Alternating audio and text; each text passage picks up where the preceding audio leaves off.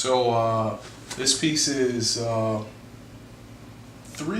or 4 years in the making. This is one of the first pieces I started on when I first moved into this building and first started my gallery. I'm using West African wax print in here, and you'll see my line motif again. And this one was in the series Platonic Intimacy. And I talked about intimacy a lot. Platonic intimacy represents a connection that's not necessarily sexual or about eros love, but more about filios love. I think it's executed well. I've added layers over time. I'm really proud of this piece. The product, the process, the people, ethos decorum.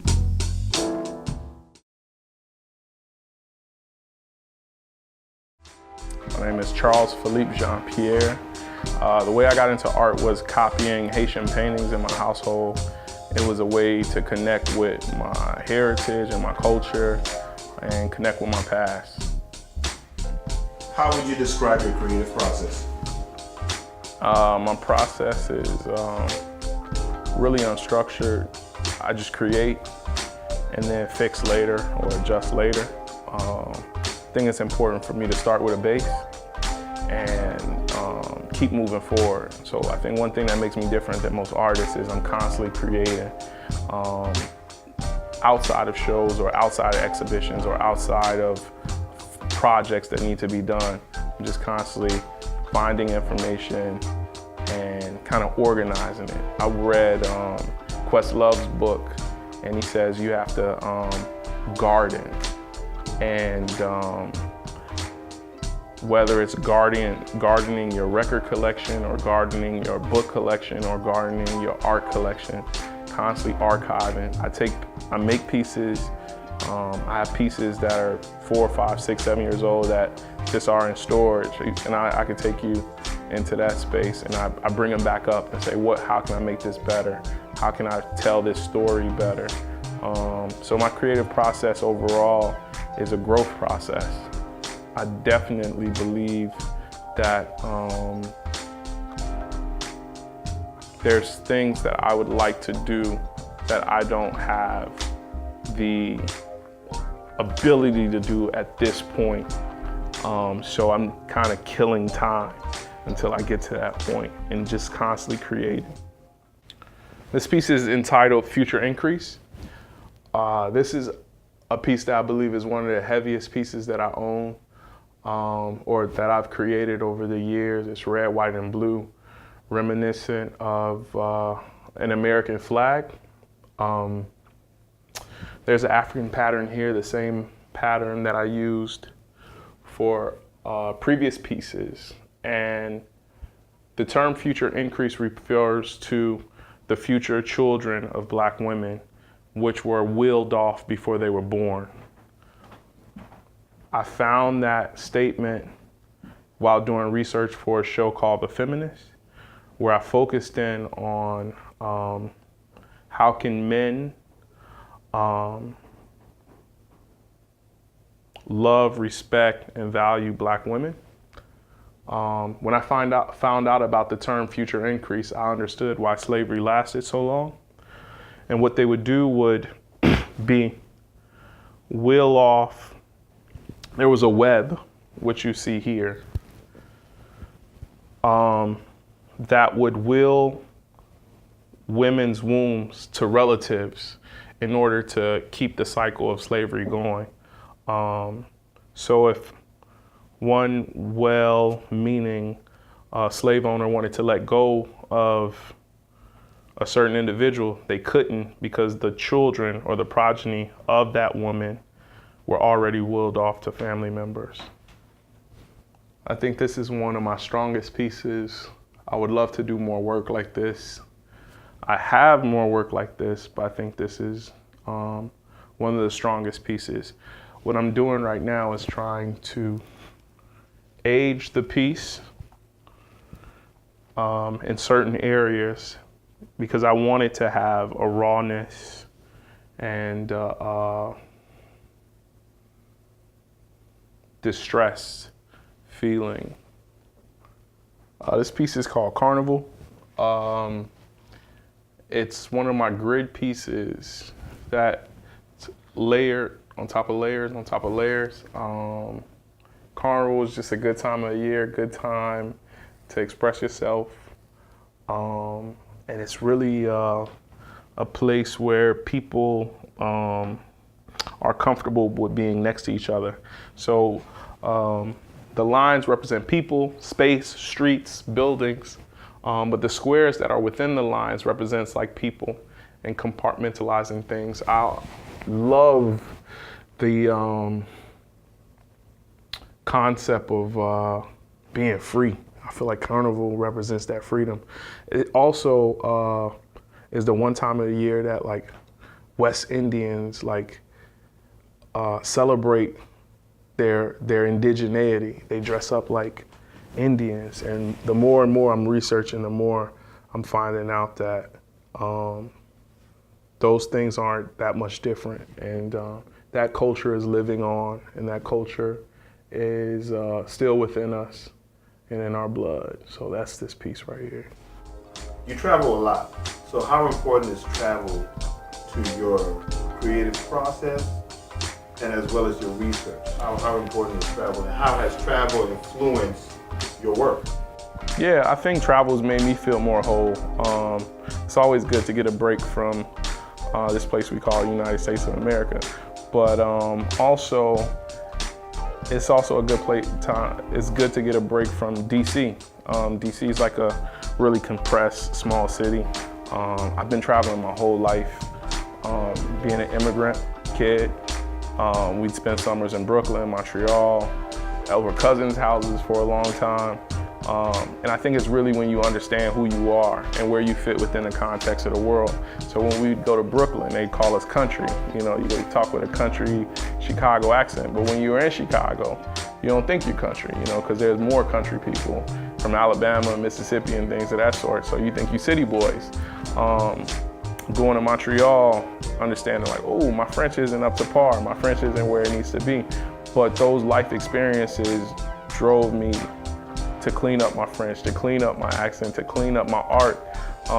Exposure is huge. I think exposure is the #1 education you can get. I heard a story, if you only are by the leg of an elephant, you'll never know what an elephant really looks like. It's not until you go around and look at the elephant from a distance can you really see what an elephant truly is, because they're so big. And this world is so big. It's important for me to connect the dots. You'd see a lot of line work in my artwork, and I'm really trying to connect dots with lines. Lines are literally two dots connected. And I think there's a lot missing from our understanding of this world, and I'm doing research to try to connect those dots, and travel is another way for me to do that. So you asked me to explain this piece. This is an enlargement of a collage that I created in 2014. The series was called 4x4, and what I was trying to do was condense larger images into a 4x4 frame. This is when Instagram was really picking up speed and wanted to kind of tell our stories in small little fragments.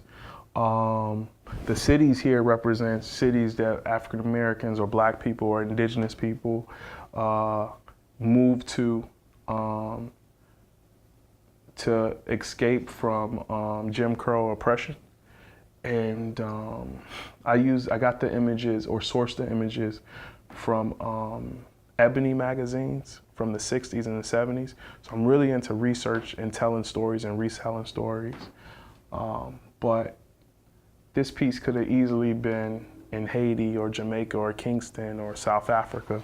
So I think there's a lot of similarities in our stories, and just want to bring unity in with these pieces. So there was about 44 of these 4x4-inch pieces that I blew up to 24 by 24. And I made murals of these as well, and put them in Chicago, New York, and Montreal.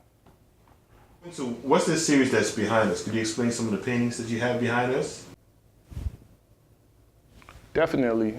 This is some of my most recent work. Some of them have titles, some of them don't. The more unfinished work doesn't have a title yet. I'm still working them. But this literally is where I am and how I'm feeling right now artistically. These works were done between DC proper here in the studio, but I took them to Montreal with me, Mexico with me, and South Africa with me, and worked on them this summer, as well as Dallas. I work on paper canvas because it's portable, it's lightweight, it's a material that I can take anywhere and work on. This piece right here is Una Dia Entre Noche, and it's day into night. While I was in Mexico, I saw a flock of flamingos, and I felt like flamingos represented like Caribbean culture. And then I started looking into flamingos and found out that they're along the Nile as well. And there's a connection between Africa and the Americas just through birds. And oftentimes we see people and we try to locate the people and say where they're from, but we'll never tell a bird, you know you're from Africa, right? Or tell a worm, you know you're from Africa, or tell a turtle, you know you're from Africa. But with people, we try to landlock them. And so I've thought that birds represented that freedom, like birds don't need passports, you know? And if birds could get to the Americas, so could people. So this series has a lot of birds in them. So I'm connecting land, water, and sky, that holy trinity. I met some folks in Hawaii, and I made that statement. I said, you know you're from Africa. They were darker skinned, heavy guys, Samoan. You know you're from Africa, right? And they said, how long do you have to be from a place to be from a place? And that was eye-opening for me. And I asked, I said, so where would you say you're from? And they said, our stories tell us different. They say we were from the water.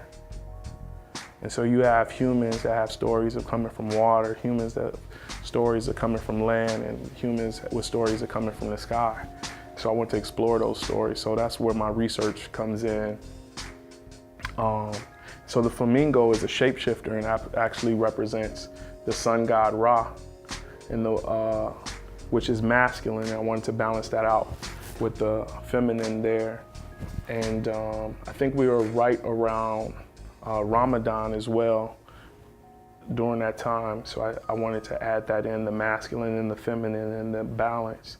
This piece right here is called arm, leg, leg, arm, head, which equals out to Allah, which equals out to God. I'm exploring where God lies within us, how we relate to God. Are we synonymous? Is there overlap? Are there two different entities? Is God inside of us? So we have this piece right here that's called mineral rights, and understanding how the land is full of minerals. It's full of everything that we need to survive. But who has access to those minerals? Who has access to those rights? And then this one here is entitled Why the Caged Bird Sings. There's a man here with a son and two birds in a cage. This one here is entitled Invictus. This one here doesn't have a title yet, but the three on top were completed in South Africa. And I was just having a conversation with myself about land and resources. I would drink the tap water in South Africa before I drank the tap water here in the United States. And you wouldn't believe that, or if I told you that, you probably would think I was crazy. But they have access to fresher water than we do. And that's the case all over the world. But when we think of Africa, we think of walking with a bucket on your head for 3 or 6 miles to get fresh water. But Africa's developed, the Pacific is developed. The same way Europe's developed. I was told that Zanzibar, I don't know if you guys are familiar with that, but it was the first place on earth with running water, plumbing, and electricity, and that's off the coast of East Africa. So I want to be able to tell those stories, and so this series is my attempt to begin to tell those stories. I like to say that they're works in progress, but I feel pretty comfortable and solid with them.